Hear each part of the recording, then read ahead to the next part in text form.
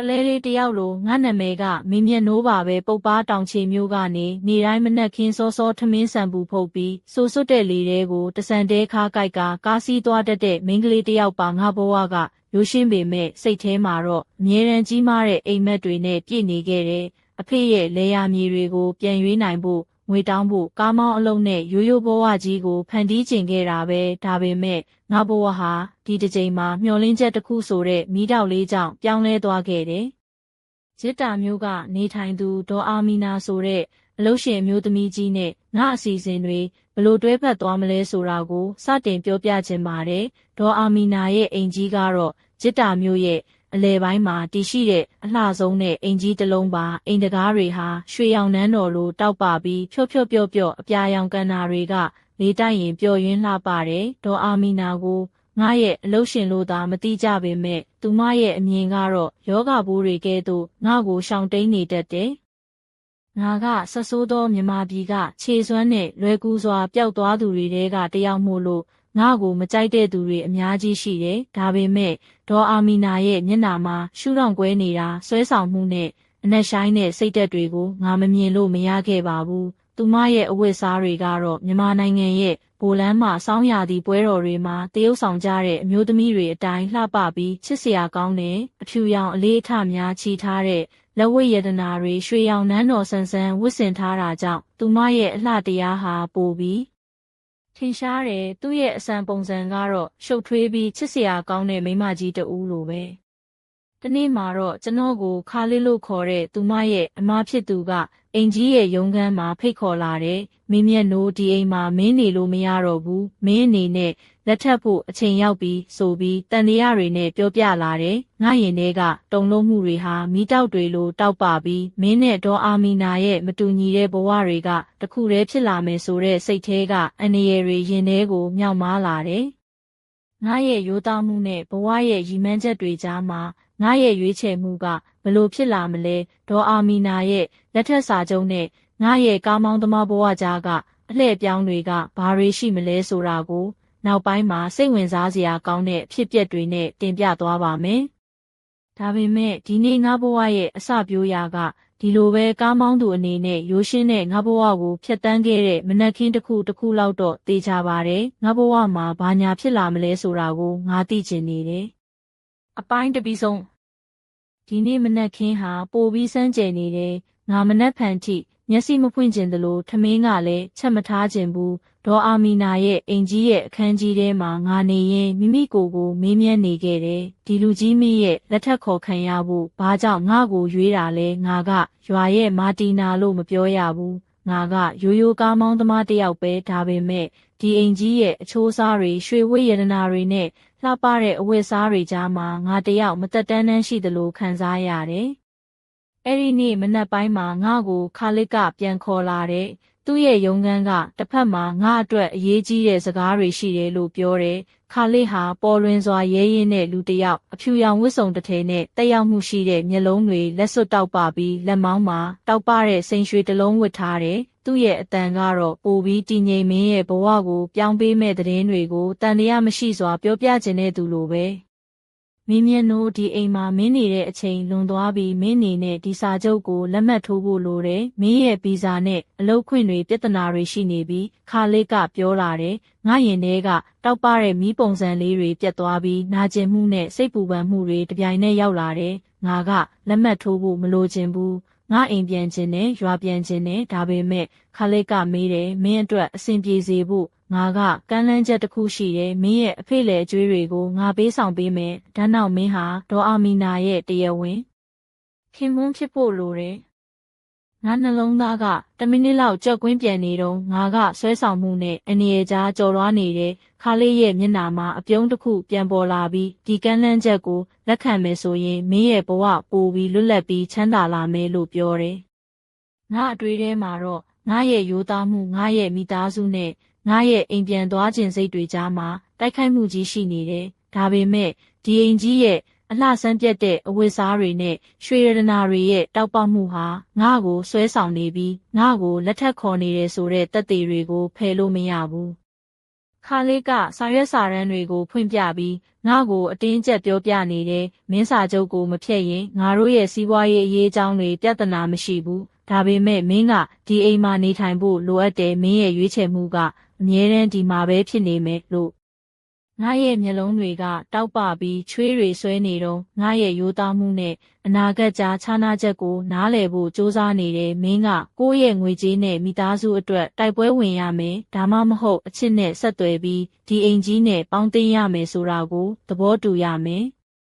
မင်းမြင်တို့အခုလိုရွေးချယ်ဖို့အချိန်ရောက်ပြီးခါလစ်ကပြောပြီးငါလက်ကိုချွေးကြကြဆွဲလိုက်တယ်ငါရဲ့စိတ်ထဲမှာတော့အသက်ရှူဖို့ခက်ခဲနေတဲ့ရွေးချယ်မှုတစ်ခုကငါဘဝကိုအဆုံးသတ်မလားဒါမှမဟုတ်အသစ်တစ်ခုစတင်ပေးမလားဆိုတာကိုငါမသိသေးဘူးဒီကနေ့ကစတင်ပြီးငါရဲ့ဘဝမှာပိုပြီးရင်ဆိုင်ရမယ့်အနေအရာတွေလျှို့ဝှက်ချက်တွေနှလုံးသားနဲ့အမြင်တွေချင်းကပ်လာပြီဆိုတာခံစားရတယ်အပိုင်းနှစ်ပြီးဆုံးခါလေးရဲ့ရုံးခန်းထဲမှာငါရဲ့နှလုံးသားကတစ်ဖက်တစ်လမ်းလှုပ်ရှားနေတော့သူ့စကားတွေကငါ့ကိုငြိမ်းချမ်းစေဖို့မဟုတ်ပဲပိုပြီးစိတ်ဖိစီးမှုတွေစီတွားရောက်နေတယ်လို့ခံစားရတယ်။သူ့ရဲ့မျက်လုံးတွေမှာတော့ခိုင်မာမှုနဲ့အာနာတန်တရားတွေမလွတ်တမ်းပေါ်နေပြီးငါ့ကိုတိုက်ခိုက်နေတဲ့စကားတွေဟာရက်ဆက်တဲ့ပြစ်ခတ်မှုတွေလိုပျက်စီးနေတယ်။မင်းမြင်တို့ဒီစာချုပ်ကိုလက်မှတ်မထိုးရင်မင်းနေနဲ့ဗီဇာကိုနောက်တစ်ခါမရနိုင်တော့ဘူး။အခုခေတ်မှာငွေကြေးနဲ့အာဏာဟာအားလုံးကိုဆုံးဖြတ်တဲ့အရာပါခါလစ်ကငါမျက်နှာစီတိုက်ရိုက်ကြည့်ပြီးပြောတယ်ငါက10မိနစ်လောက်တိတ်ဆိတ်ပြီးမျက်လုံးတွေကိုတောက်ပတဲ့အလင်းတစ်ဖက်စီလိုမျှဝေဖို့စူးစားတော့ငါစိတ်ထဲမှာစိတ်ပူစရာတွေကလှုပ်ရှားနေတယ်ခါလစ်ငါကရိုးသားတဲ့ကားမောင်းသမားတစ်ယောက်ပါငါဘဝဟာရိုးရှင်းပြီးမိသားစုအတွက်တိဆောက်ချင်တာပဲဒါပေမဲ့ဒီအိမ်ကြီးနဲ့ရွှေဝိရတနာတွေကြားမှာငါနေရာမရှိဘူးလားငါကဖြေဆိုလိုက်တယ်သူကအနှဲငယ်ပြုံးပြီးမင်းမျက်နှိုးမင်းရဲ့ရိုးသားမှုဟာဒီအိမ်ကြီးမှာအလွန်တန်ဖိုးရှိတယ်ဒါပေမဲ့ငွေကြေးနဲ့ဂုဏ်ကျေးဇူးတွေမဟုတ်ရင်ဘာမှမရနိုင်ဘူးလို့ပြောတယ်ငါရဲ့ခြေထောက်တွေကတည်ငြိမ်မှုမရှိတော့မှန်ကန်တဲ့ခြေလမ်းတွေကိုစိတ်သက်မရှိပဲလှုပ်ရှားနေတယ်ငါကိုယ်တိုင်ကမိခင်ရဲ့အတန်ကိုပြန်ထုတ်ထွက်တဲ့အိမ်ကတိတ်ဆိတ်မှုထဲမှာခုံပေါ်ထိုင်ပြီးခဏတာစိတ်ပူပန်မှုတွေကိုစစ်ဆေးနေတယ်ငါဖေးရဲ့လေယာမြေတွေမိသားစုအနာဂတ်ငါရဲ့ရိုးသားမှုနဲ့ချစ်ချင်းတွေကိုဘလို့ပေါင်းစည်းရမလဲဆိုတဲ့စိတ်ကူးတွေနဲ့ငါလက်တွေကိုလက်ဖွားထဲမှာတွတ်ထားတယ်တစ်ဖက်မှာငွေကြေးနဲ့အာဏာရှိသူတွေကဒီဇလန်းကိုအလှည့်ပြောင်းနဲ့ဆွဲဆောင်နေတယ်ညနေခင်းရောက်လာချိန်ငါကိုယ်တိုင်အိမ်ကြီးရဲ့အိမ်ခန်းမှာစိတ်ဝင်စားစရာကိစ္စတွေကိုစတင်တွေ့မြင်နေပြီးဒေါ်အာမီနာရဲ့အပြုံးမှာအချစ်နဲ့လျှို့ဝှက်ချက်တွေပါဝင်နေပြီးသူ့ရဲ့လက်တွေကရွှေဝိရတနာတွေထဲမှာတောက်ပနေတဲ့ငါရဲ့မျက်စိတွေကသူ့ရဲ့အဖက်ဖက်ဗီဇာစာချုပ်နဲ့ရိုးသားမှုတွေကြားမှာစစ်မှန်တဲ့ချင်းကပ်မှုကိုရှာဖွေနေတယ်ဒီညမှာတော့နောက်တစ်ဆင့်ရင်ဆိုင်ရမယ့်စိန်ခေါ်မှုတွေလျှို့ဝှက်ချက်တွေကိုနားထောင်ဖို့ကျွန်တော်ပြင်ဆင်နေတယ်လောကမှာဘာမှမပြောင်းလဲနိုင်ပေမဲ့မင်းမြတ်နိုးရဲ့စိတ်ထဲမှာတော့တခုခုမပြောက်သေးပါဘူးအပိုင်း3ပြီးဆုံးညနေခင်းရောက်လာတဲ့အခါငါ့ကိုခါလေးကဧကန်ကြီးတဲကနေခေါ်ဆောင်သွားတယ်အဲ့ဒီခန်းကတော့ရွှေရောင်နန်းတော်တစ်ခုလိုကြီးမားပြီးမိဖို့ကြောင့်နားကခန်းတစ်တွေပကြီးကားတွေနဲ့ပြည့်နေတဲ့ခါလေးရဲ့မျက်နှာမှာတော့အေးဆေးတည်ငြိမ်မှုနဲ့အတူတစုံတစ်ခုထိမ့်သိမ်းထားတဲ့အာနာတန်တွေရှိနေပြီးငါထံကိုမျက်စိထောက်ထောက်ကြည့်နေတယ်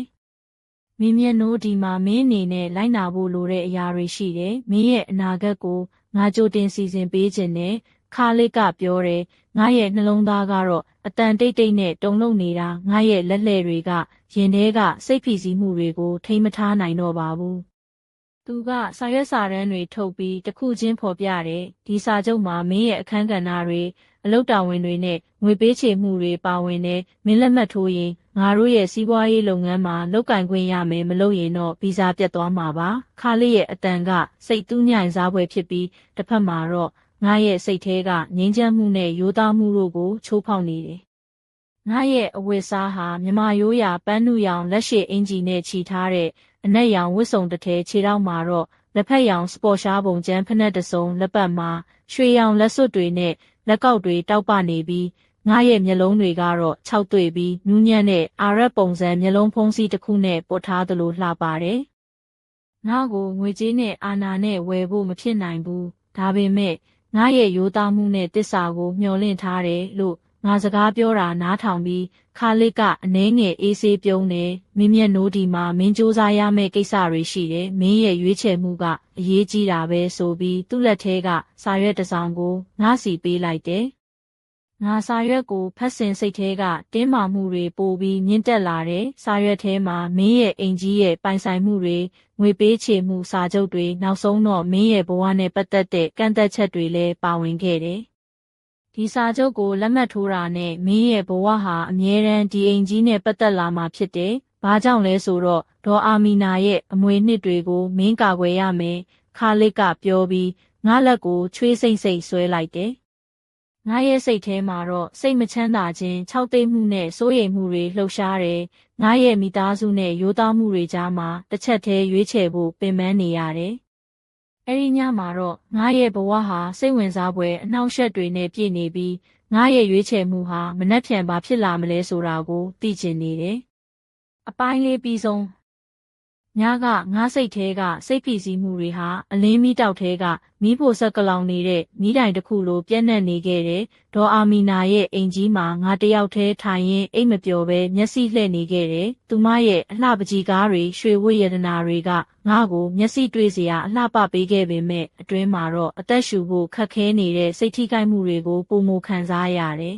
။မနှက်ဖြန်ခါလစ်ကပြန်ခေါ်လာဖို့ကတိပေးထားပြီးငါရဲ့ရွေးချယ်မှုတွေကိုအတီးပြုဖို့စိတ်ကြက်လာတယ်။ငါအဝတ်စားမှာတော့နောက်ဆုံးရမိန်းကလေးတွေရဲ့ရွှေပြောင်းပွဲတော်တွေမှာဝတ်ဆင်ကြတဲ့ပန်းနုရောင်လိမ်မော်လေးနဲ့ချီထားတဲ့လက်ရှိအင်ကြီးတစ်ထည်နဲ့ရွှေရောင်လက်စွပ်တွေတောက်ပနေခဲ့တယ်။ခြေထောက်မှာတော့ချောမွေ့တဲ့လက်ဖက်ရောင်စပေါ်ရှားဖက်နဲ့တစုံလက်ပတ်မှာရွှေရောင်နန်းတော်လက်စွပ်တွေနဲ့လက်ကောက်တွေတောက်ပနေတယ်။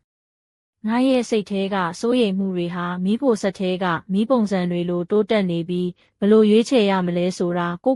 မေးခွန်းထုတ်နေတယ်။ငါရဲ့ရိုးသားမှုနဲ့မိသားစုအတွက်ဆုံးဖြတ်ချက်ချဖို့အချိန်ရောက်ပြီလား။ဒါမှမဟုတ်ဒီအိမ်ကြီးနဲ့ရွှေဝတ်ရတနာတွေအောက်မှာတကယ်တော့ငါကိုယ်တိုင်ပျောက်ကွယ်သွားမလားဆိုတာကိုစဉ်းစားနေတယ်။ညတိုင်းကလထိုင်ပေါ်မှာထိုင်ပြီးငါရဲ့စိတ်ထဲကအိမ်မက်တွေလျှို့ဝှက်ချက်တွေစိန်ခေါ်မှုတွေကိုဆွေးနွေးနေတယ်။ဒေါ်အာမီနာရဲ့မျက်နှာမှာရှူးထောင့်ကွဲနေတာဆွဲဆောင်မှုနဲ့ရှုပ်ထွေးမှုတွေကငါနောက်ွယ်မှာတည်ရှိနေပြီးငါရဲ့ရိုးသားမှုနဲ့လောဘတို့အကြားဇက်တိုက်ခိုက်မှုကြီးကရင်ထဲကိုပြန့်နေတယ်။ဒီညမှာတော့ငါရဲ့ဘဝဟာပိုပြီးရင်ဆိုင်ရမယ့်အနေအရတွေနဲ့လျှို့ဝှက်ချက်တွေကြားမှာထင်ရှားလာပြီးနောက်ဆုံးဖြတ်ချက်ချဖို့အချိန်နီးကပ်နေပြီဆိုတာကိုခံစားရတယ်။အပိုင်းငါပြီးဆုံးမနက်စောစောငါအိမ်ကြီးထဲမှာလေတိုက်ပိုက်ကနွေရာသီရဲ့နူးညံ့တဲ့အလင်းတွေတစ်ဖက်ကမီးဖိုချောင်ကိုရောက်နေတယ်ဒေါ်အာမီနာဟာမနက်စာပြင်ဆင်နေပြီးသူမရဲ့အစဉ်လာအတိုင်းပဲလက်ကိုက်ပန်းနုရောင်အင်ဂျီကိုဝတ်ဆင်ထားတယ်သူမရဲ့သပင်တွေဟာစီလီကာကလည်းစာရွက်ပုံစံတစ်ခုလိုခြောင်ပြီးရွှေဝတ်ရတနာတွေနဲ့ပေါင်းပြီးတောက်ပနေတယ်သူမရဲ့မျက်နှာဟာနူးညံ့ပြီးချောမွေ့ပုံမှန်ထက်ပိုပြီးတည်ငြိမ်နေတယ်ငါဟာသူမနဲ့တစ်ဖက်တစ်လမ်းကတင်ပေါ်မှာထိုင်ပြီးသူမရဲ့မျက်လုံးတွေကိုသတိထားစူးစမ်းကြည့်နေတယ်။သူမရဲ့အကြည့်တွေဟာအနက်ရှိုင်းပြီးတကူတော်စိတ်ဝင်စားဖွယ်အရာတွေကိုဖုံးကွယ်ထားတယ်။မနှက်စာစားရင်ငါစိတ်ထဲကစိတ်ပူပန်မှုတွေတက်တာလာသလိုဒါပေမဲ့အနာဂတ်အတွက်စိုးရိမ်မှုတွေဟာအလွန်ကြီးမားနေတယ်။ခါလစ်ကနောက်တစ်ခါရုံးခန်းကနေခေါ်သွားပြီးငါ့ကိုအရေးကြီးတဲ့စာချုပ်ကိုဖော်ပြတယ်။မင်းမျက်နှိုးဒီစာချုပ်ကမင်းရဲ့ဘဝကိုပြောင်းလဲစေမယ်။မင်းရဲ့ဝင်ငွေအခန်းကဏ္ဍနောက်ထပ်တာဝန်တွေပါဝင်တယ်။မင်းလက်မှတ်ထိုးရင်တော့ဒီအိမ်မှာဟိုးမင်းအနေနဲ့နေထိုင်ခွင့်ရပါမယ်လို့သူပြောတယ်။ငါရဲ့လက်တွေကခြောက်သွေ့ပြီးစိတ်ထဲကစိုးရိမ်မှုတွေဟာတောက်ပတဲ့မီးလက်မောက်တစ်ခုလိုလှုပ်ရှားနေတယ်။ငါရိုးသားတဲ့ကားမောင်းသမားတစ်ယောက်ပဲဒါပေမဲ့ဒီအိမ်ကြီးနဲ့ရွှေဝတ်ရတနာတွေရဲ့အောက်မှာငါနေရာမရှိဘူးလားငါပြောလိုက်တယ်။ခါလစ်ကမျက်နှာပြောင်ပြောင်ဖြစ်ပြီးမင်းရဲ့ရိုးသားမှုအတွက်ကဘာကြီးမှာတန်ဖိုးရှိတယ်ဒါပေမဲ့ငွေကြေးနဲ့အာဏာကထိတ်ဆုံးမှာရှိနေတယ်ဆိုပြီးစာချုပ်ကိုငါရှေ့မှာတင်ပြတယ်။ညပိုင်းမှာတော့ငါတယောက်တည်းကလထိုင်ပေါ်မှာထိုင်ပြီးငါရဲ့စိတ်ထဲကစိန်ခေါ်မှုတွေနဲ့ရွေးချယ်မှုတွေကိုစူးစမ်းနေခဲ့တယ်။ငါရဲ့ရိုးသားမှုနဲ့အနာဂတ်ကြားမှာတစ်ချက်တည်းရွေးချယ်ဖို့လိုအပ်နေပြီဆိုတာကိုခံစားရတယ်။အပိုင်း6ပြီးဆုံးညနေခင်းဟာရင်ခုန်စိတ်လှုပ်ရှားမှုတွေနဲ့ပြည့်နှက်နေတယ် ငါဟာဒေါ်အာမီနာရဲ့အိမ်ကြီးမှာတယောက်တည်းထိုင်ပြီးမနှက်ဖြန်ရဲ့ရွေးချယ်မှုကိုစဉ်းစားနေတယ်။အဝတ်စားကတော့ရွှေပြောင်းပွဲတော်တွေမှာဝတ်တဲ့ပန်းနုရောင်အင်ဂျီနဲ့လက်ဖက်ရောင်စပေါ်ရှာဖနက်တို့လက်ပတ်မှာတော့ရွှေအလှဆင်ထားတဲ့လက်စွပ်တွေနဲ့လက်ကောက်တွေတောက်ပနေခဲ့တယ်။ငါမျက်လုံးတွေကတော့အနက်ရှိုင်းနဲ့တစုံတစ်ခုကိုရှာဖွေနေသလိုနူးညံ့တဲ့အာရက်ပုံစံမျက်မှန်တစ်ဖက်နဲ့ဖုံးကွယ်ထားပြီးစူးစမ်းနေတယ်။ခါလစ်ကပြန်လာပြီးငါ့ကိုရုံးခန်းထဲခေါ်သွားတယ်။သူ့ရဲ့မျက်နှာမှာအာနာလက်အောက်ကတည်ငြိမ်မှုနဲ့အတူအနှဲငယ်တန်တရားလက္ခဏာတွေပါဝင်နေတယ်။မြင်မျက်နှိုးဒီစာချုပ်ကိုလက်မှတ်ထိုးဖို့လိုအပ်ပါတယ်။မထိုးရင်ဗီဇာမရနိုင်တော့ပါဘူး။ဒါဟာမင်းရဲ့လုံခြုံမှုနဲ့အနာဂတ်အတွက်အရေးကြီးတာပါလို့သူပြောဆိုတယ်။ငါရဲ့နှလုံးသားကတစ်ဖက်တစ်လမ်းလှုပ်ရှားနေပြီးစိတ်ထဲကစိုးရိမ်မှုတွေနဲ့ရင်ဆိုင်ဖို့ပြင်ဆင်နေတာဖြစ်တဲ့ဒီစာချုပ်ထဲမှာမင်းရဲ့အိမ်ကြီးရဲ့ပိုင်ဆိုင်မှုတွေမင်းရဲ့အခန်းကဏ္ဍတွေနောက်ဆုံးတော့မင်းရဲ့ဘဝနဲ့ပတ်သက်တဲ့ကန့်သက်ချက်တွေပါဝင်ခဲ့တယ်။ငါရဲ့ရိုးသားမှုနဲ့လောဘကြားမှာတစ်ချက်တည်းရွေးချယ်ဖို့လိုအပ်နေတယ်။ခါလစ်ကစာချုပ်ကိုငါစီပေးပြီးမင်းရဲ့ရွေးချယ်မှုဟာမင်းဘဝကိုအဆုံးသတ်မလားဒါမှမဟုတ်အသစ်တစ်ခုစတင်ပေးမလားဆိုတာသေချာဖို့စူးစမ်းပါလို့ပြောတယ်။ငါမျက်ပေါ်မှာချွေးတွေဆွဲလာပြီးစိတ်ထဲကတင်းမာမှုတွေကတောက်ပတဲ့မီးတောက်တွေလိုလှုပ်ရှားနေတယ်။ဒီညမှာတော့ငါဘဝဟာထပ်မံစူးစမ်းဖို့လိုအပ်တဲ့လျှို့ဝှက်ချက်တွေနဲ့ပြည့်နှက်နေပြီးနောက်ဆုံးဆုံးဖြတ်ချက်ကိုချက်ချင်းချဖို့အချိန်ရောက်နေပြီဆိုတာခံစားရတယ်။အပိုင်း9ပြီးဆုံးနောက်နေ့မနက်လင်းနဲ့အတူငါစိတ်ထဲကတင်းမာမှုတွေပိုပြီးကြီးထွားလာတယ်။ငါအိမ်ကြီးရဲ့ဧကန်းမှာဒေါ်အာမီနာနဲ့သတိထားစွာဆွေးနွေးနေရင်သူမရဲ့ပြုံးဟာမနက်ခင်းရဲ့နူးညံ့တဲ့အလင်းလိုတောက်ပနေတယ်။သူမဝတ်ထားတဲ့မိခိုးရောင်ချီထားတဲ့အရှေ့အင်ဂျီနဲ့ရွှေဝတ်ရတနာတွေဟာအိမ်ရဲ့ခမ်းနားမှုကိုပိုမိုထင်ရှားစေပြီးသူမရဲ့မျက်လုံးတွေကရှုပ်ထွေးမှုနဲ့ပြည့်နေတဲ့စိတ်တွေကိုဖုံးကွယ်ထားသလိုတောက်ပြောင်နေတယ်။ငါရဲ့အဝတ်စားတွေကတော့မြမရိုးရာပုံစံနဲ့ချစ်စရာကောင်းတဲ့ပန်းနုရောင်တစ်ထည်ခြေထောက်မှာတော့ချောမွေ့တဲ့လက်ဖက်ရောင်ဖနက်တွေနဲ့ပေါင်းဆက်ထားတယ်။ငါလက်ထဲကရွှေလက်စွပ်တွေနဲ့လက်ကောက်တွေဟာငါရဲ့ရိုးသားမှုနဲ့ရှုပ်ထွေးမှုတွေကိုအပြန်အလှန်ပြသနေကြတယ်။ခါလစ်ကငါ့ကိုပြန်ခေါ်လာပြီးစာချုပ်တစ်စောင်ကိုဖွင့်ပြပြောပြတယ်။မင်းမျက်နှိုးဒီစာချုပ်ကမင်းနဲ့ဒေါ်အာမီနာရဲ့အနာဂတ်ကိုသေချာစေမယ်။မင်းလက်မှတ်ထိုးရင်မင်းဟာဒီအိမ်ကြီးရဲ့တရားဝင်ခင်ပွန်းဖြစ်မှာပါ။ဒါမှမဟုတ်ရင်မင်းရဲ့ဗီဇာနဲ့အလုပ်ခွင့်တွေပြတ်သွားမှာပါလို့သူပြောဆိုခဲ့တယ်။ငါရဲ့နှလုံးသားကတစ်ဖက်တစ်လမ်းလှုပ်ရှားနေပြီးစိတ်ထဲကစိုးရိမ်မှုတွေနဲ့ရင်ဆိုင်ဖို့အဆင်သင့်ဖြစ်နေတယ်။ငါရဲ့ရိုးသားမှုနဲ့လောဘကြားမှာတစ်ချက်တည်းရွေးချယ်ဖို့လိုအပ်နေပြီဆိုတာခံစားရတယ်။ဒီညမှာတော့ငါဘဝဟာပိုပြီးရင်ဆိုင်ရမယ့်အနေအရတွေနဲ့လျှို့ဝှက်ချက်တွေကြားမှာထင်ရှားလာပြီးနောက်ဆုံးဆုံးဖြတ်ချက်ချဖို့အချိန်နီးကပ်နေပြီဆိုတာကိုခံစားရတယ်။အပိုင်း10ပြီးဆုံးညကအင်ကြီးရဲ့အခန်းကြီးထဲမှာငါတယောက်တည်းထိုင်ပြီးမနှက်ဖြန်ရဲ့ရွေးချယ်မှုကိုစဉ်းစားနေတယ်။မီးဖိုချောင်ကလောင်နေတဲ့မီးတိုင်တွေကဲ့သို့စိတ်ထဲမှာအလင်းရောင်တွေပြန့်နှံ့နေပြီးအနာဂတ်အတွက်စိုးရိမ်မှုတွေနဲ့မျှော်လင့်ချက်တွေတပြိုင်နက်တည်းကရိယာတည်နေတယ်။ဒေါ်အာမီနာရဲ့မျက်နှာမှာတော့အနက်ရှိုင်းတဲ့စိတ်ကူးတွေလျှို့ဝှက်ချက်တွေပေါ်နေပြီးသူမဝတ်ဆင်ထားတဲ့အဝတ်စားတွေဟာခမ်းနားမှုနဲ့ရှုမောစရာကောင်းတဲ့ရွှေဝတ်ရတနာတွေကအလင်းတောက်ပစေပြီးသူမရဲ့မျက်လုံးတွေကစူးစမ်းဖို့မပြတ်တဲ့အာယုံစူးစိုက်မှုနဲ့ပြည့်နေတယ်။ခါလစ်ကငါ့ကိုဧကန်းကနေခေါ်သွားပြီးစာချုပ်တစ်စောင်ကိုငါရှေ့မှာထားလိုက်တဲ့မင်းမျက်နှိုးဒီစာချုပ်ကိုလက်မှတ်ထိုးဖို့လိုအပ်ပါတယ်။မထိုးရင်ဗီဇာမရနိုင်တော့ဘူး။ဒါဟာမင်းရဲ့လုံခြုံမှုနဲ့အနာဂတ်အတွက်အရေးကြီးတာပါဆိုပြီးသူကမျက်နှာမှာအာနာရှိသူတယောက်ရဲ့လေးစားမှုနဲ့အတူတန်တရားလက္ခဏာတွေပါဝင်နေတယ်။ငါရဲ့နှလုံးသားကတစ်ဖက်တစ်လမ်းလှုပ်ရှားနေပြီး